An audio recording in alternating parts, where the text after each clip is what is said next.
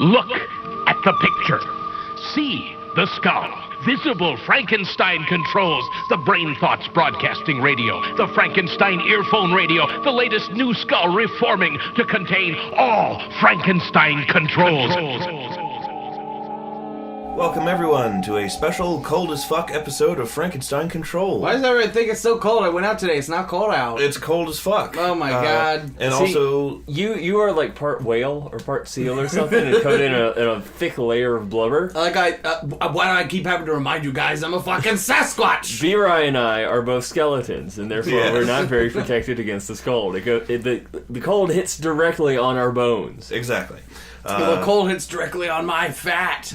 You're a walrus. Yes. So yeah, it's cold as fuck outside, and also today I burned myself on a light bulb.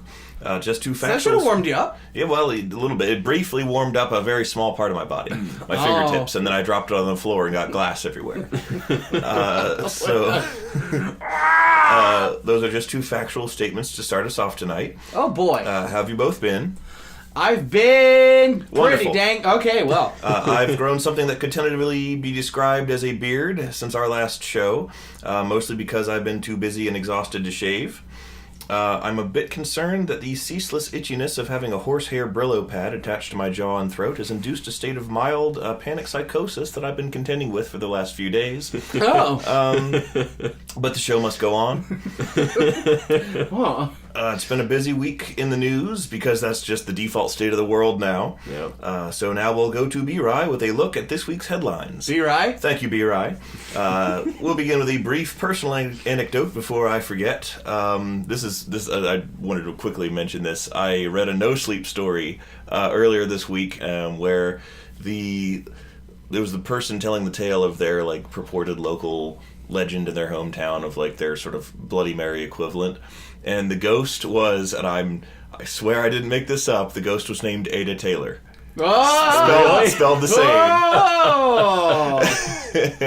They know our secret, Ada. Yeah, so I had to share that with you before I forgot. We break into people's houses, Ada atop my shoulders, and we wave all four of our arms around wildly at people. Yes. Screaming Mecha Shiva. Yeah. Ghost Shiva! Go, Shiva! You put a really long sheet with, people were confused as why there's lower eye holes and upper eye holes in the sheet. It has 4 eyes. Anyhow, the actual news headlines. To the news. Amazon billionaire Jeff Bezos is looking at implementing some policy changes to start off what's sure to be an extremely busy peak holiday season for the online retailing oligarch. In select regions of both the United States and the UK, which are home to some of Amazon's largest fulfillment center distribution hubs, the company will be trialing new corporate handbook wording, which classifies warehouse workers hired for the 2018 holiday season as Christmas elves, who are therefore exempt from local or federal minimum wage laws and workplace safety laws. When an ACLU spokesperson pointed out in a tweet that these changes would also eliminate things like paid maternity leave, an irate Bezos responded, "Where besides my circa 2002 DeviantArt page have you ever seen a pregnant elf?" No! Ah! He has since refused all requests for comment or elaboration. Come work at Amazon, relinquish your humanity. Another vocal critic of Bezos' proposed new policies was former U.S. Attorney General Jeff Sessions, who said he considered the guidelines to be cultural appropriation. Speaking of Mr. Sessions, he revealed this week that he's been using his newfound free time, as well as old Justice Department contacts, to ramp up his crusade against the devil's lettuce. Cabbage? Yes. Ever concerned about the possible dangers of marijuana, Sessions has been conducting a private investigation involving the examination of medical examiner and coroner's notes from throughout the country, in an attempt to compile a grave warning for a nation that has been steadily growing support for legalization with each passing year. Sessions detailed his findings in an interview on Fox News this past Sunday. So this is what Jeff Sessions told Tucker Carlson, or one of the identical stand-in blonde ladies that they always have. They're myriad of Barbie dolls who they have to place next to all the the shriveled bacon men that they put up there. Like, here's our cast of 5 beautiful women and 1 real old and ugly dude.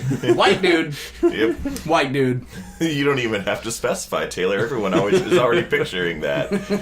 Well, anyway, Jeff Sessions said, it's even more dangerous than opioids, folks. He's talking about weed, of course. Just look at this evidence. Just look at this evidence of all these lives cut short. People try, sometimes only for the first time, a marijuana cigarette, and it's too strong for them. It overpowers them just like that, and they're dead without ever knowing what hit them. Why else would I have found thousands of reports from every state now that list cause of death as blunt force trauma? It's insidious.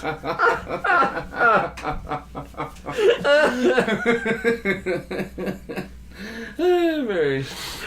Good God, He's trying to warn people. he's on a crusade. He really cares.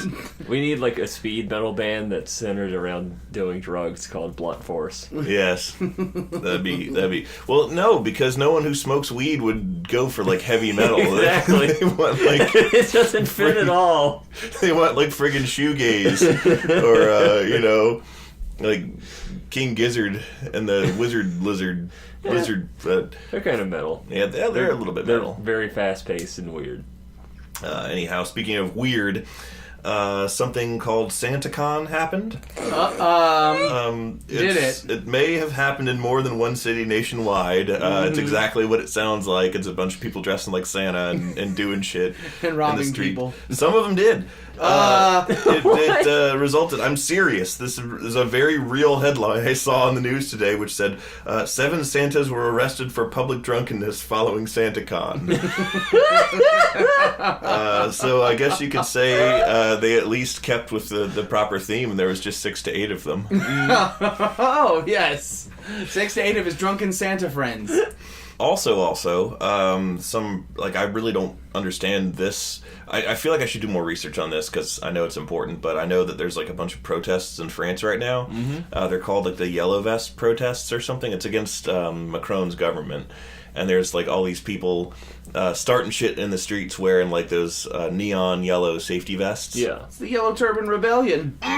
Well, that would explain why they sent... Lu Bu after them. Yes. The 3, Liu Bei and those 2 other guys. Guan Yu and... Cao Cao. Cao Cao was... And Sun Jian. Yes, so, well, they had a... The 3 generals. Yes. In the Dynasty Warriors games. I'm not sure if that's the real history or not, because don't trust video games to teach you history. Or if any of those people were alive at the same time. No, they were lots of them were not. But anyhow, I just know that I've been seeing a lot of grainy footage of rioters in neon yellow vests, like squaring off with squads of French riot police, like armed in like the full riot armor with like the shields and stale baguettes, and so we'll keep our eyes on that situation. Okay. So yeah, over to you two. Well, bonjour les filles et les garçons, everybody. I am your chambon en pain, Taylor Russell. To my left is Ada Ship. Konnichiwa, watashi wa Ada desu. That was the best French I've ever heard. And I should know, my mom has a degree in French. I took 5 years. Yeah. And in front of me, as always, is my homeboy, my Fraulein. That's German for woman. My Fraulein, Beer-Eye. Oh, shit, mon frere. No, my name is Beer-Eye, and everything I need to know about France I learned from the 20 minutes I played of Napoleon Total War after downloading it on Steam and then forgetting I had it. That just makes me think there's thousands of units in the dumb Vote for Pedro shirts getting blasted by cannon fire. Yeah. Freaking... I think Robot Chicken made that joke already. Oh, really? Probably. Oh my god, you're absolutely right, they did. Except it wasn't an army of them. It was just one. Every Napoleon Dynamite joke ever made. But now he's wearing a Napoleon Bonaparte costume. You know, this is a good topic to talk about because I don't know if we've ever talked about Napoleon Dynamite on the show before. I don't think so. But, I didn't care about it. Yeah, me neither. It was this huge fucking thing that came out, and everyone quoted it all the time. and nothing they quoted was funny. And then I watched the movie, and it was just the exact lines that everyone had been quoting all the time, every day at school, forever.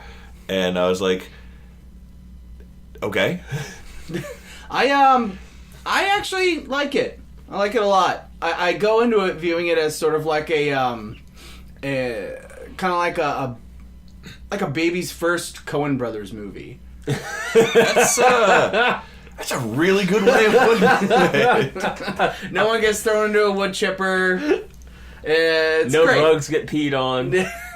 No babies get kidnapped. There's no Peter Stormare anywhere in any role. Yeah, it's just John Goodman's not in it. Yeah, which is a crime. Because he lost a lot of weight for that role to be Napoleon.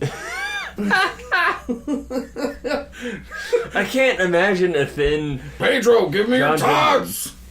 Oh, here, buddy! Alan Hale in a special role. The movie is really weird in that none of the quotes are funny when people say them because it's entirely within the context of the film that the quotes are even funny. Yeah. It's the fact that these very plain Jane circus people that they find the circus people get to say these goof ass lines, and it's kind of like a Best in Show.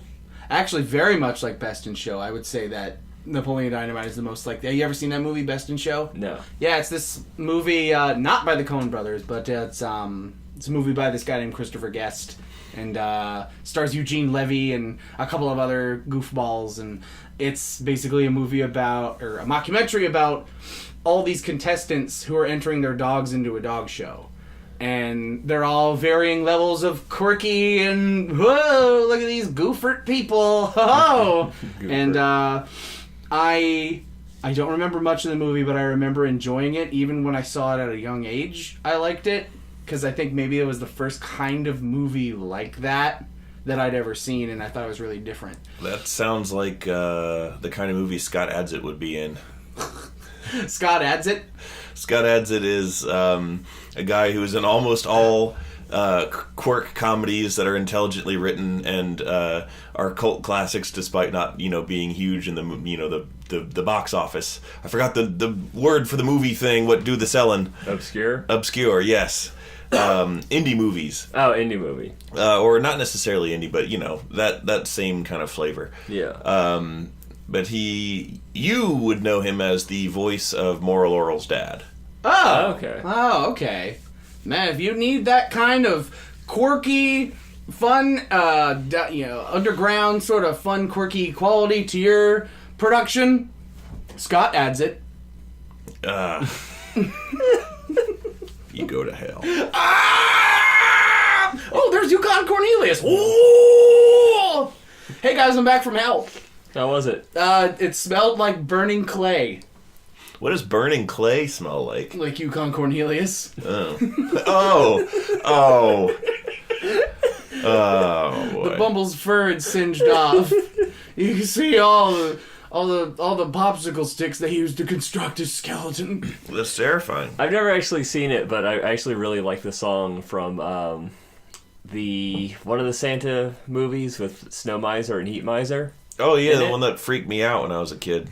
I saw a Twitter post suggesting that we need to remake that movie with Jeff Goldblum as Snow Miser and Danny DeVito as Heat Miser. You lost me at remake, but won me immediately back. Yep, I am absolutely down for that.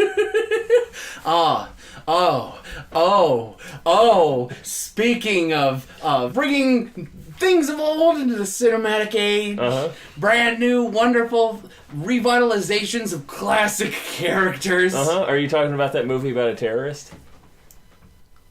The what? the classic story about a terrorist that goes to destroy this this group's religious holiday, and then decides to he learns the error of his ways and goes and joins them instead. I forget what it's called, but I think you might know what I'm talking about. I think so. There's something about carving a roast beast somewhere in there. I'm pretty sure. Yeah. And he had a congenital heart defect, and that's Yeah, that movie about a terrorist with heart disease that learned the error of his ways. Yeah, they had a remake. There's a remake recently where he was played by Bendy Dick Come on Eggs. That's right. Oh, of course. Oscar the Grump stole Chanukah. Yes. Oh, you're talking about that one actor, Bumper Crop Bandersnatch? Yes. Yeah.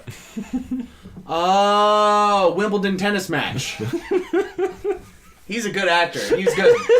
He was very good in Star Wars. Was he in Star Wars? Where he played a giant dragon. No. I'm confused. Darth Vader is my favorite Lord of the Rings character.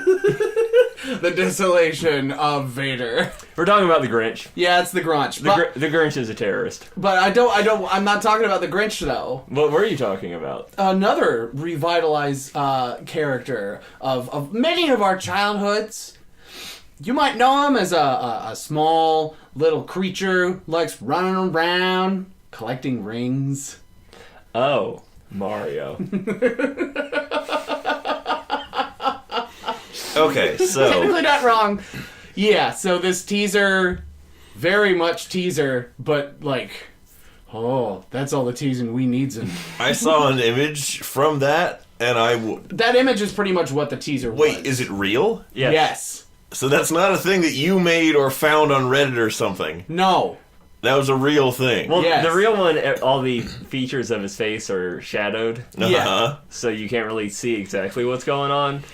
But we're talking about Sonic, for those who don't know. Yeah, Sonic the Hedgehog. Yeah, the 2019 movie. You know how For he has 2019. For 2019 is when it's releasing, which I think would make them millions of dollars. It absolutely would. I think that would actually make them a smash hit in the box office. If they released that fucking movie on 420 and a bunch of people saw it while high, that would be quite possibly the death by attrition of comedy in the Western Hemisphere. Death by nutrition, because they would have bought so many dang concessions because they're on the devil's lettuce. Oh, that's funny. Yeah, I really hope I live to be 80 years old, because then I'll live to see 42069.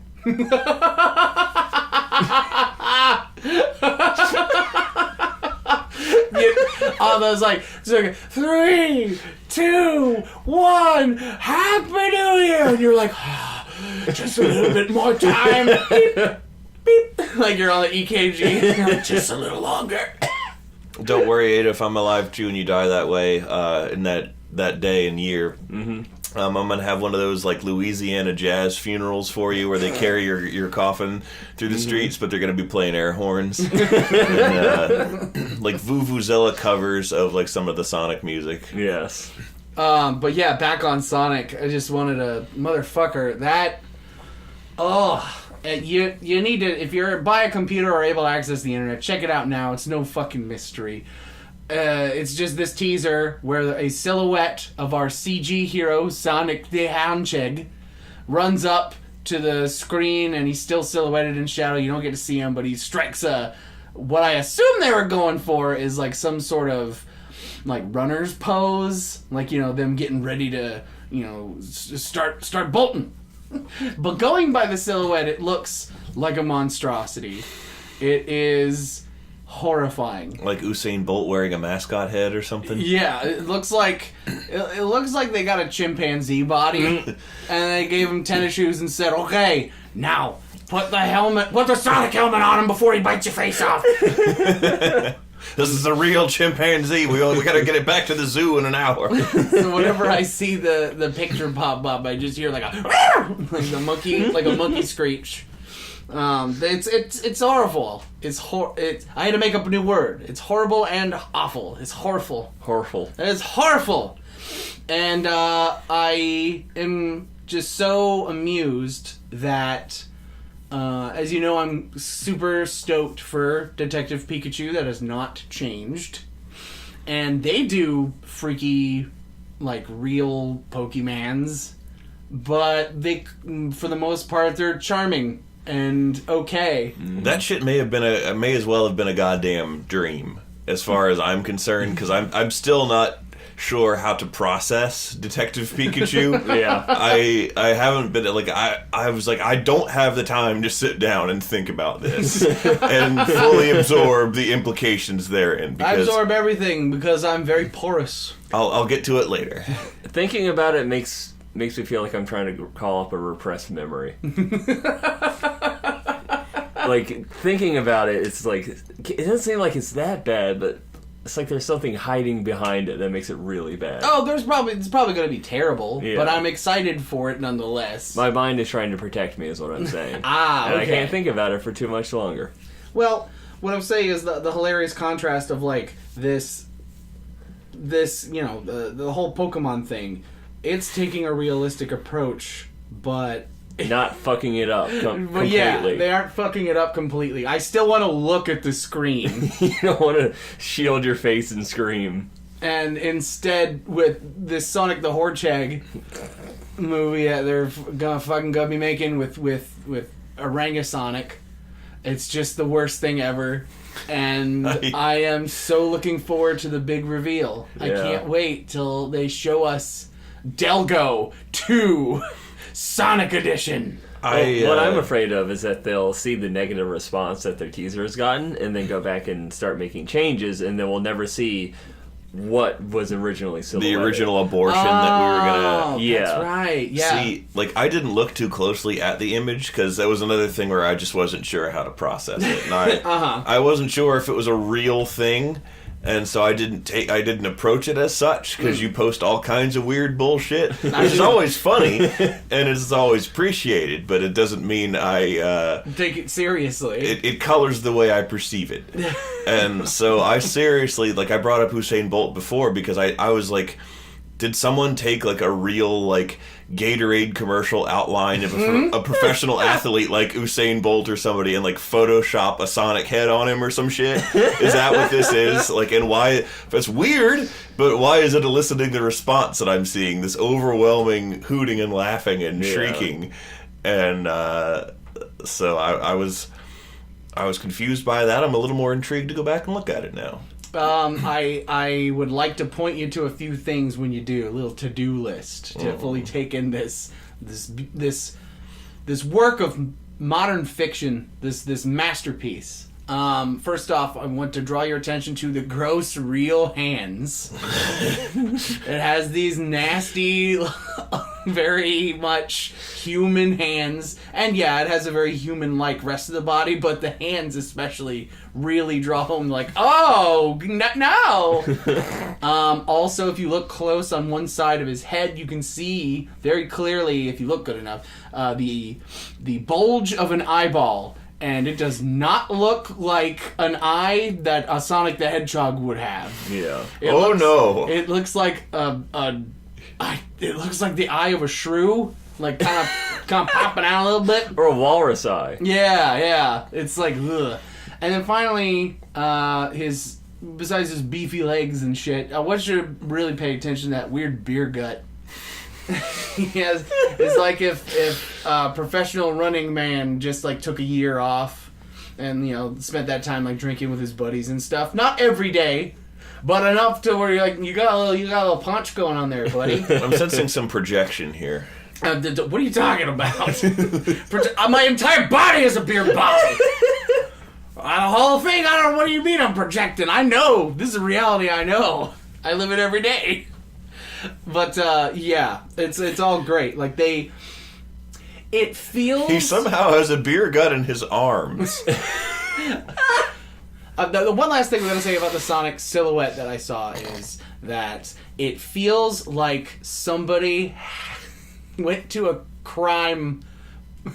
police department and told one of those crime scene sketcher guys, one of the suspect sketching guys. They described Sonic but never said that it's Sonic the Hedgehog. Yeah. But they tried to describe as best they could a suspect that looks like Sonic the Hedgehog, and that's what we got. So enjoy it! You know what? They're probably going to change it. There's probably going to be so much outcry. Yeah. You know what? That's probably why they did it. Could be. It's probably because they're like, this looks good to us because we're out of touch and stupid. Yeah. But Some of the suits say that we should try this angle here, lest we be run over by a mass of screeching, fidget spinning Sonic folk. And yeah, that's Sonic the Hedgehog. Can't wait to see what happens in this malarkey. It excites me to no end, but in a bad way. Yeah.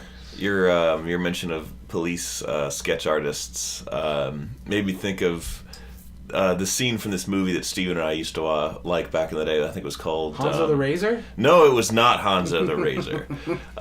It was I think it was Loaded Weapon, which is a parody of the Lethal Weapon movies. Okay. And it was really funny. Mm-hmm. And I don't remember who's responsible for the film. I'm sure it involves well-respected comedians. I just don't remember who Leslie exactly. Nielsen is involved in some way. Probably. Yeah. I mean, literally the last time I watched it, I was 13.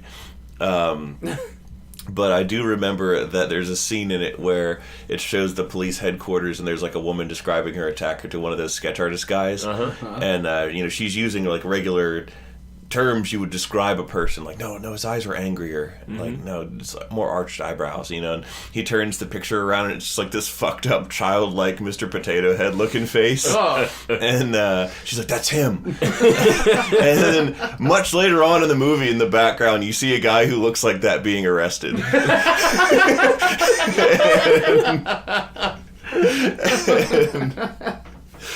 It was really funny. It's pretty good. So check it out. Check out Loaded Weapon at your local Blockbuster. Oh, here's something. I had to make a few phone calls in the course of my job. In some of these cases, I just got voicemail, which is my favorite response, because I am an introvert who suffers from social anxiety, and just especially intense when talking on the phone with strangers, and sometimes even my own family, whom I do not like to call. So getting voicemail is a huge present. But anyhow, 2 voicemail greetings from different people I had to call stand out in memory recently. I have no idea who these people were or what they look like in real life. One of them said, he sounded large. I'll put it that way. And his voicemail greeting consisted of him saying, "Hello, my name is," said his name, like, "please leave a message after the tone." And then I heard, like, what sounded like a very faint, like, trumpet fart sound effect that cut off abruptly as the greeting ended and the beep for the message sounded.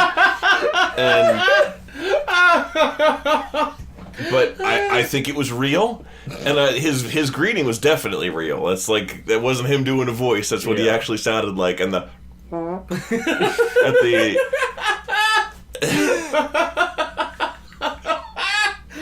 I just imagine him finishing it and be like, nah, that probably didn't pick up. I'm fine. I'm fine. I need you to take me to the hospital. I defended myself like a sea cucumber. Oh, God.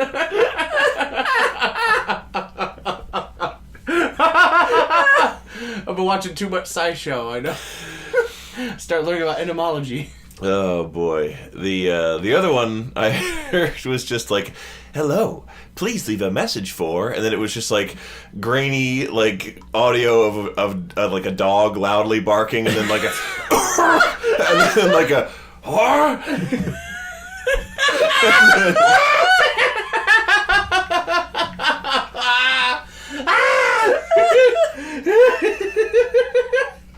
Wow, that's a good one.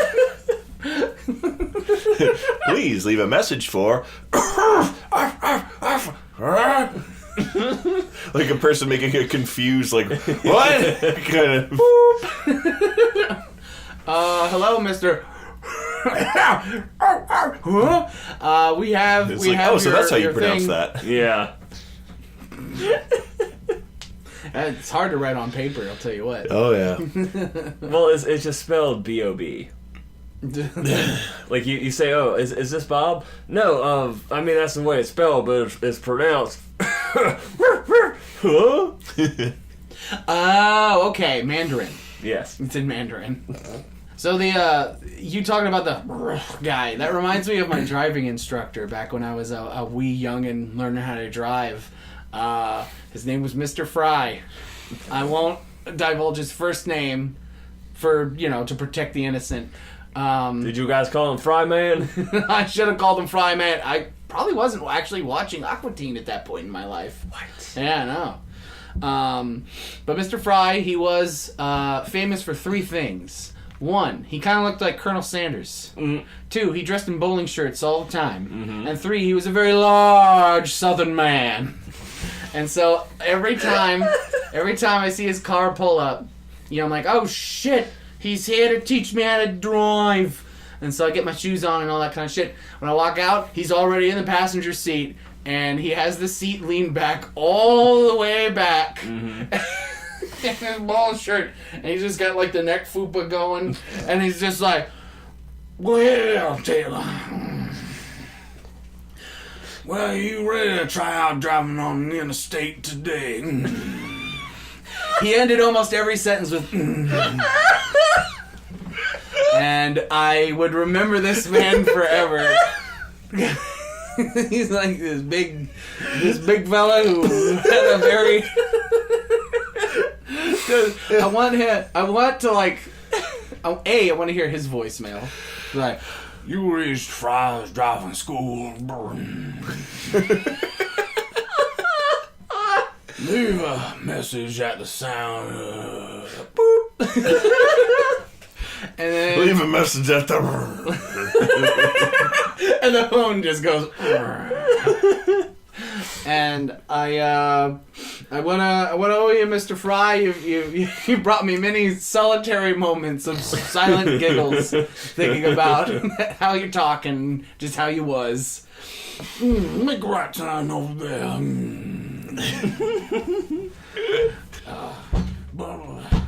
Y'all, what's that? Just assumed it was my heartbeat. I take a lot of caffeine pills. Whoa. Somebody go answer the door. Ada, open it. It's open.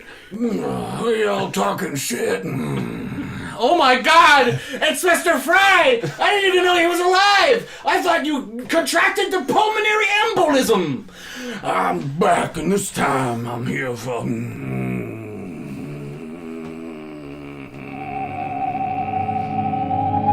Now even you know I am a menace. I hand you the secrets to save the entire human race and the entire universe.